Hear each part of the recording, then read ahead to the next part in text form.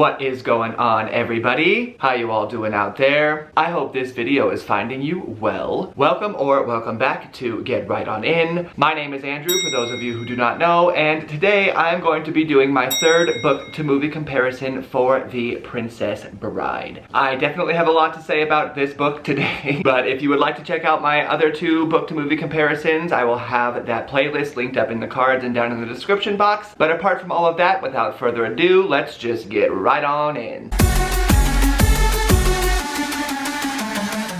Honestly, I don't even know where to start with this book. I could just start by saying that out of the 3 book-to-movie comparisons that I have done, The Never-Ending Story, which was the first one that I did, went to the book being better than the movie. The Last Unicorn, which was the second one that I did, was a tie between the book and the movie, and was also written by the same author for the book and the movie. The third here for The Princess Bride, the author William Goldman also wrote the book and the movie, but the movie is so much better and way far superior than this book could ever really hope to be. Oh my gosh. I feel kind of bad saying that. I usually don't like to rant about books because I'm all about positivity, but since it's the same author for the book and the movie, I feel just a little bit more confident about not liking the way that the book was done. So where did he go wrong with this book? First of all, I suppose I should probably say that I don't hate this book. It's just that it's very overly meta, but the meta factors are also super fictional, and it just becomes like a huge headache after a while, for real. In the movie, at the beginning, we are introduced to the little boy who is in his bed playing his video games, and his grandpa comes in with a book called The Princess Bride by S. Morgenstern, and he wants to read it to his grandson, who is reluctant because he doesn't think that he will like it, and we just go right on in from there. In the book, there is an entire introduction by the author, William Goldman, which as a side note comes out to 40 pages long, and it's all about how the author, William Goldman, loved the book called The Princess Bride by S. Morgenstern as a child, and his father used to read it to him, but when the author, William, tried to pass this book down to his son, after some crazy shenanigans on trying to find the book in the first place, his son did not like the book at all. And the author, William Goldman, who was then upset about his son not liking the same book that he did, went back to read the book to see where he went wrong in trying to recommend this to his son, which that son would have been the grandson from the movie. And when the author, William Goldman, went back to read it, he realized that S. Morgenstern's version of the book was very long and overfluffed, so he went back into it to cut out all of the extra parts and leave in only the good stuff in the hopes that his son would like it then. The thing is, S. Morgenstern is not a real author, and The Princess Bride was not a real book before William Goldman put it out into existence. Additionally, Gilder and Florin and all of the other locations that are mentioned in this book also are not real, but they're written as though they supposedly do, which I'm not really mad at that idea because I'm all about imagination, but again, with the meta factors that went into all of this, it just got a little old. It kind of worked at the beginning and it was a humorous start, but it did not take long before it just got way too much, way too fast. Especially considering how much William Goldman talks about all of the unnecessary details that were put into S. Morgenstern's version of this book. Through that introduction, I also discovered that William Goldman was a screenwriter because he talks about how he was writing the screenplay for The Stepford Wives when he started doing the revision on The Princess Bride while he was cleaning up the S. Morgenstern version. And again, at the beginning, it really was not that bad. I did do this as a buddy read with Evie from She Was Only Evie, and I believe she's also releasing her video on this today, so I will link down to that in the description box as well. But we both liked the beginning because we were talking about it as we were going on, but toward like the halfway mark is when we both kind of were like, alright, what is kind of going on in this book? It started to take a lot longer to read the second half than it did to read the first, for sure. I should also say that the bits of pieces from this this book that actually were in the movie, namely the get to the point of the grandson and the grandfather and how the story just moves along. But everything from the movie that came from the book was really well chosen. In fact, the movie had all of the best parts of the book, and I'm pretty sure the movie was what the book was trying to do in that whole cutting out the excess fluff stuff, except for the fact that, again, since this book didn't actually exist before William Goldman, that whole cutting out the extra fluff stuff should have just been done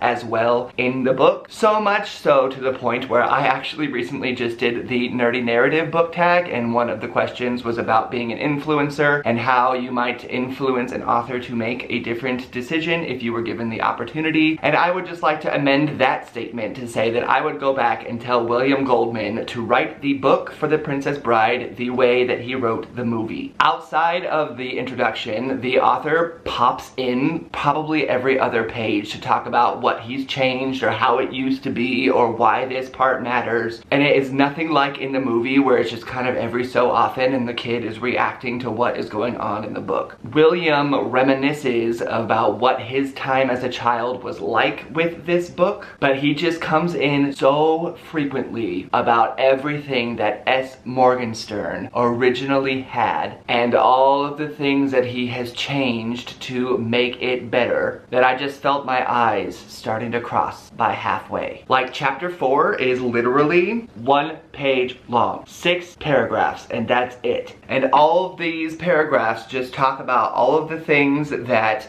William Goldman cut out from the S. Morgenstern draft because it was too long and too much information over nothing. And that is then followed by the 5th chapter that comes out to a whopping 110 pages long with a bunch of stuff that probably also could have just been cut out. I just think it's so funny that William Goldman never realized that his work wasn't any less extraneous or unnecessary as the S. Morgenstern work that he's trying to edit in the first place. The amount of times he popped in with all of his little extra thoughts on how he just made this so much better is the biggest reason that I gave this book a 3 out of 5. But I might even, I don't know, after doing like the write-up of this review and talking about it and stuff, I might even knock it down even lower because honestly I was just really annoyed like almost the whole way through after like probably 100 or so pages. Especially because of the fact that the original book that he keeps talking about never actually existed, and it just became so ridiculously redundant by the end of it that I think that there were a few times I actually physically got annoyed with this book. And like I said earlier, I'm all for imagination. I'm all for pretending that Gilder and Florin and all of these characters are real and that they existed at some point or whatever. I am just very over the amount of comparisons this book has to how much better it was than the original book that never actually existed. It becomes just so narcissistic because Goldman just flaunts his own talents and how good he is throughout these pages, while also simultaneously talking about how much better of a screenwriter he is than a novelist. Which, especially because he penned both the book and the movie of this, I would have to say that I would agree with him. And also, especially because he penned Misery, which is one of the best book-to-movie comparisons I think I've ever seen in my life. And the only reason I even know that he wrote Misery was because he told me in this book, in a 50-page chapter toward the end of it, about how he needed to get Stephen King's permission to write the sequel to this because Stephen King was also from Gilder and he wanted to have the rights, or I don't even know. It honestly, it was so ridiculous toward the end of the book that it just tanks so hard because the story itself and what we know from the movie ends on page like 2-something, 280, 300 out of the 400 plus pages in this book. But by the time I got to all the Stephen King stuff and the sequel that's written at the end, I was just so cross-eyed that I was basically just skim reading and trying to finish as fast as I could so I could just vent because that's really all I wanted to do by the end of this book, was just vent about how annoying I thought it was. What I did like in this book, which I should say, I mean, the writing style is good. It's just the amount of times the author pops in driven and all of the meta stuff just gets so old that it kills it. But I also really enjoy our opportunity to get into the backstory of these characters, especially with Inigo Montoya and what happened with his father and the six-figured man and everything that set up that whole battle in the book. I really liked just being able to get into Inigo's mind and relive that experience with him to see how that shaped who he was as a character. The book, I would say, comes across a lot more of a mix between plot and character driven, whereas in the movie I think that it's a little bit more just plot driven. But I also think that that works just fine for the movie, since it basically just took out all of the good parts of the book, like what he was trying to do in the first place. And outside of the book, to me, the movie is still a classic. I still watch it and I still love almost every minute of it. I do sincerely believe that the movie was actually capturing what the author had wanted to capture in the book. I also prefer the relationship between Buttercup and Wesley much more in the movie. In the book, they're a lot more abrasive toward each other and a little bit more mean, and there's a part where in the movie Wesley goes to slap Buttercup but then he stops and then it's a warning, but in the book he totally just backhands her, and I don't even know like why they were even together. The dynamic in the book just did not work as well as it did in the movie. It didn't make as much sense for them to fight for each other when they just seemed like they were fighting with each other the entire time. Or perhaps it was something about how they were fighting just because they couldn't be together or something, which could make sense if it was handled correctly, but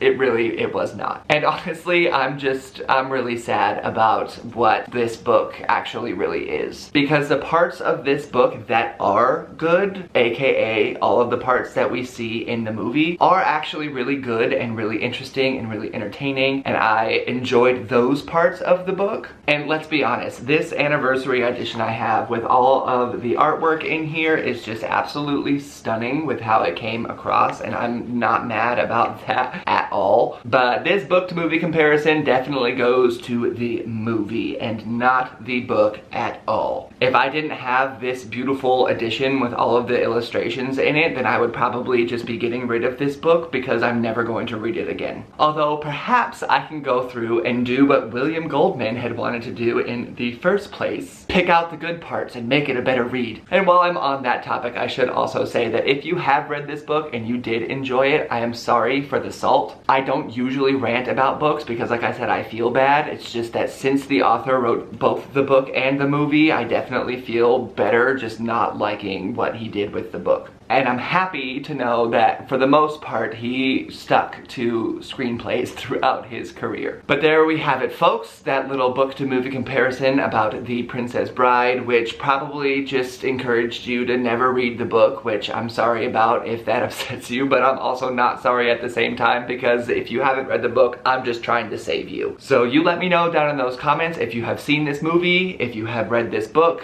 if you agree or disagree with what I'm saying about it, or maybe even point out some places that I might have missed that maybe I just read over it. But I don't know, honestly, with how much the author was in this book, it was too much for me, so I don't think anyone's gonna be able to change my opinion on that. But I would still love to know all of your thoughts down in the comments, so please feel free to share. And in the meantime, if you enjoyed this video, I would love it if you gave it a little thumbs up, as well as potentially considered pressing on that little subscribe button so you can join me on Tuesdays and Thursdays and sometimes on Sundays for bookish and writerly and entertainment-y-esque content just like this. In the meantime, I hope you all have a day just as beautiful as you, and I will see you all in the next one. Bye!